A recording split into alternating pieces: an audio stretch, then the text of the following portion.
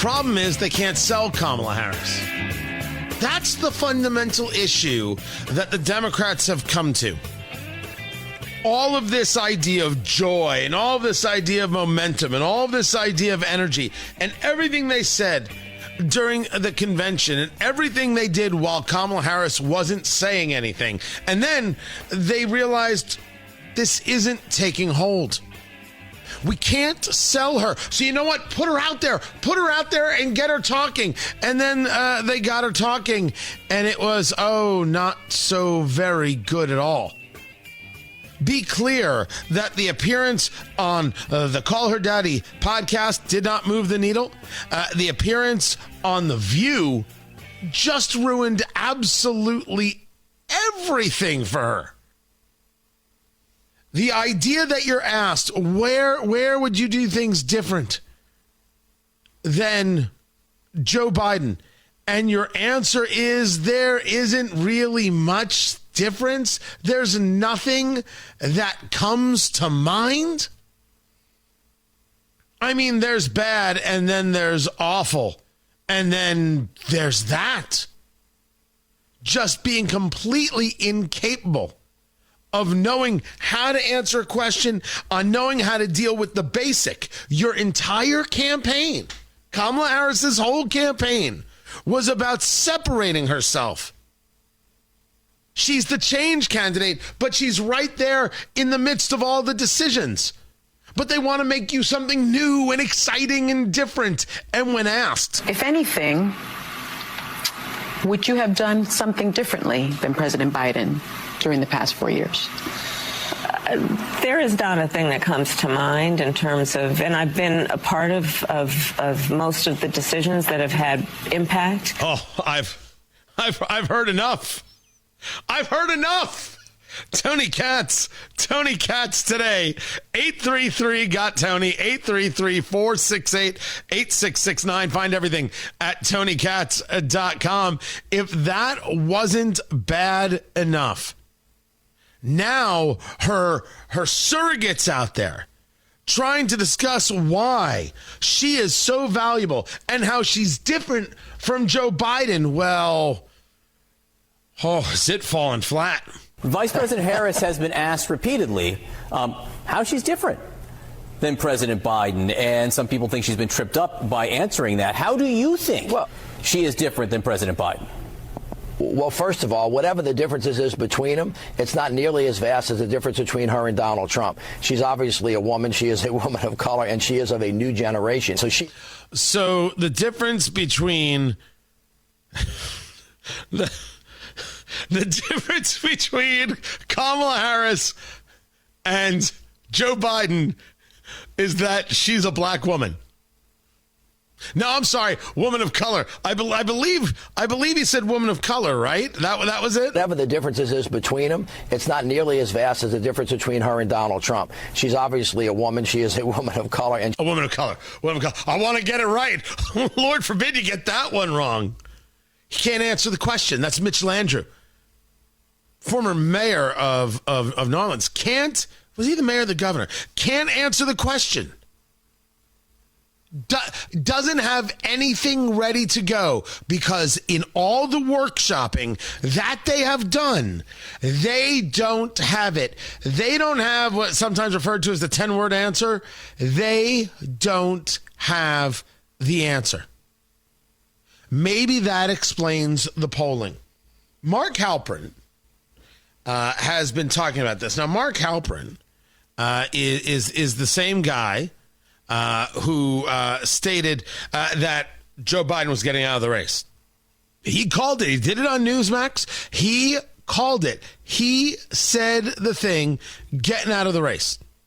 So you got to give him credit for that he called it before anybody else. Here is what he is saying. I'm hearing from Democrats who know her well, who are saying she needs to be a warrior in these last few months. And this is a post that's on Two-Way TV app, the Twitter feed of Two-Way TV app. She needs to up her game. She needs to feel it. She needs to close strong. And they look at her performance on television, where she's trying to get through the interview without making mistakes, rather than really transforming the race and demonstrating to the undecided voter that she's a good steward of a good economy, a fierce commander-in-chief and ready for the job. That's what they're worried about. They're worried that they're not in a good place to win 270 electoral votes, and they're worried that what she's doing at a performance level is not good enough to win. You did not need Mark Halperin to tell you this. You already know this. That when it comes to performance, we're not talking about what the outcome might be. Lord only knows what the outcome might be. We can go over data, and we will. Scott Rasmussen, scheduled to be here, the creator of Rasmussen Reports. Also, Sean Spicer, a former White House press secretary under Donald Trump, is scheduled to be with us as well. We can go through numbers like Real Clear Politics has a map now. I have it here. Real Clear Politics has their map, and like some people go to the website 270 to win, and you can like say, okay, I think this state's going to go for this person, and that state's going to go for that person, and you can fill out the map and get to your desired result. Well, what Real Clear Politics did, as Tom Bevan, who's leading in which state, right? Who's leading where? And the way they have it, Pennsylvania and Michigan are going for Trump. Wisconsin is going for Harris. Arizona for Trump. Nevada for Harris. And then while Virginia stays for Harris, North Carolina and Georgia go for Trump. In this view, it's Trump with 296 electoral votes, Kamala Harris with 242. You need 270 to win. I actually think at this moment, this is the best representation of the map that there is. And I think Trump's chances in Wisconsin, based on the data, are far stronger, and especially based on that Senate race where Tammy Baldwin, the incumbent Democrat senator of Wisconsin, is having a harder time against the Republican challenger, Eric Hovde. So there's something there as well, because the idea of coattails don't go in the reverse direction. It's not like the Senate candidate is strong and pulls the presidential candidate across. It would be the other way around. Sometimes it can be separate, but in this case, I think it's about a larger scale headwind. Now, certainly, we've got less than a month till the election, and these things can change. But I think that this map, this idea of 296 to 242, even though I question Wisconsin, right? Wisconsin with 10 electoral votes, I have it as the 306, 232. That's where I'm at. But I'm willing to concede that 2 out of 3 is possible, and that this map is most probably the best look at where this election is right now. That's why Trump said no to the Fox News debate. Fox said, hey, October 24th or October 27th, let's do this. And I said, this becomes a fascinating game of chess. Because a debate being on Fox, if Trump says yes, now Kamala Harris, who's desperate for the debate, feeling that she won the first one, or at least Trump didn't do as well as anybody would have liked, I think including Trump. But he didn't Biden the thing. He just didn't do as well as he could have. She wants another shot. She might think that gives her some last-minute opportunity, and right now she's desperate for anything. Of course she wants it, but she doesn't want to do it on Fox. So Fox offering it, maybe Trump says yes and goads her into doing it on Fox, where she doesn't have her friends. The other side of it is, if Trump says yes and she says yes, now Trump has to debate her. But Trump has come out to say no. Not doing it, not going to be a part of it. I would argue that Trump's internals are matching Kamala Harris's internals, meaning internal polls, and matching what it is that Mark Halperin is saying here, and matching what it is that you, regardless of your political affiliation, already know. Kamala Harris peaked. Don't deny that she had a level of ascendancy, and don't deny that the campaign did a pretty solid job of trying to place her as some kind of change candidate and not connected to Biden. It was a difficult task, and they had some level of result. That can't be denied. If you go back to the Cook Political Report August 7th, that was when the switch took place from Trump being in the lead to Harris being in the lead. And Harris joined the race officially July 24th. Biden exited July 21st. Harris got in July 24th. And that's when it started picking up. And it trends up and up and up and up to 49.4%. That was October 7th, guys. And then it starts trending south. Trump, on the other hand, since September 23rd, because he'd been up and down and in and out, nothing but an upward trend. And now in the Cook Political Report of 47.1, which puts the spread at 2.1. The spread has not been that close in well over a month. He's closing a gap. And he's closing a gap by maximizing the level of support that he has. Trump has a ceiling, right? 48, 49%, call it 48. That's his ceiling. The issue for Kamala Harris is that that's also his floor. Trump's people are Trump's people.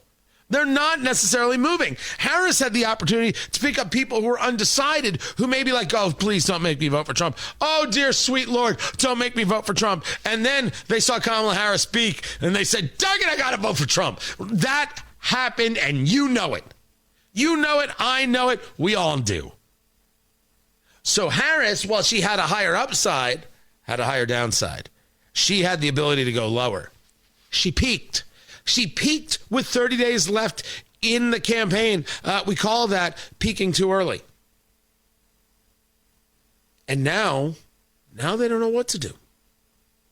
Because the story that they see is that there is no way to separate her from Biden's failed policies. Even when she wants to go after Ron DeSantis because, oh, he's playing games with Hurricane Milton, and oh, he's not serious about this, and he wouldn't take my call. There's Joe Biden right there to say, oh, I spoke with Ron DeSantis and everything's going fine, and he's doing a heck of a job, and I'm so I've enjoyed working with him, and he's been wonderful.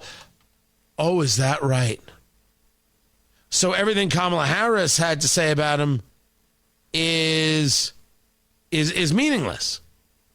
Everything Kamala Harris had to say. I mean, this was that presser yesterday. Mr. President, does Governor DeSantis need to take Vice President Harris's calls?